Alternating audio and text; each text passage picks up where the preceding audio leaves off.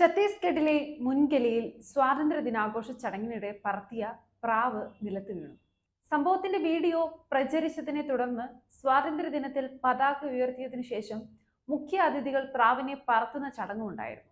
BJP MLA Punnulal Mohale, collector Rahul Deo, police superintendent Girijesh Shankar Jaiswal എന്നിവരായിരുന്നു മുഖ്യ അതിഥികൾ.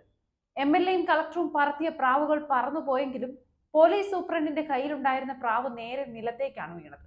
പ്രാവ് നിലത്ത് വീണതോടെ പോലീസ് സൂപ്രണ്ട് സംഘാടകരോട് എന്തു പറ്റിയെന്ന് ചോദിക്കുന്നതും മറ്റൊരു പ്രാവിനെ കൊണ്ടുവന്ന് സൂപ്രണ്ട് പറത്തിവിടുന്നതും ദൃശ്യങ്ങളിലുണ്ട്. ആദ്യം പറത്തിയ പ്രാവ് അസുഖം ബാധിച്ചതായിരുന്നു എന്നതാണ് റിപ്പോർട്ട്. ദൃശ്യങ്ങൾ കാണാം.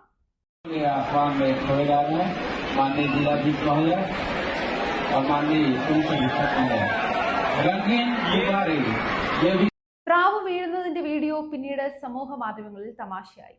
പിണറായി വിജയനും സമാനമായ അനുഭവം ഉണ്ടായിരുന്നു.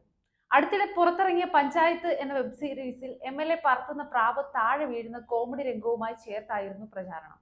തുടർന്ന് സംഭവത്തെക്കുറിച്ച് പോലീസ് നടപടിയെടുക്കണമെന്ന് പോലീസ് സൂപ്രണ്ട് ജില്ലാ കളക്ടർക്ക് കത്തെഴുതിയെന്നും വാർത്താ ഏജൻസി PTI റിപ്പോർട്ട് ചെയ്തു. അസുഖം ബാധിച്ച പ്രാവിനെ മുഖ്യാതിഥികൾക്ക് നൽകിയ ഉദ്യോഗസ്ഥൻ ജോലിയിൽ വീഴ്ച വരുത്തിയെന്നും പരാജയപ്പെട്ടെന്നും കത്തിൽ പറയുന്നു.